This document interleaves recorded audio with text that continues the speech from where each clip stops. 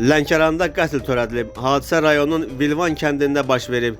Kənd sakini 1957-ci il təvəllüdü Vəlağa Mirzaoğlu Səbziyev axşam saatlarında malqarasını gətirmək üçün örüş sahəsinə gedib. Onun sahədən qayıtmadığını görən yaxınları axtarış aparıblar.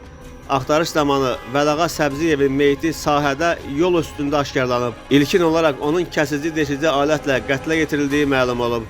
Qətlin kim və ya kimlər tərəfindən törədilməsi hələlik məlum deyil. Meyit aidiyyəti üzrə təhvil verilib. Faktla bağlı rayon prokurorluğunda araşdırma aparılır. Cəllabadda isə 37 yaşlı kişi ürəyindən bıçaqlanaraq qətlə yetirilib.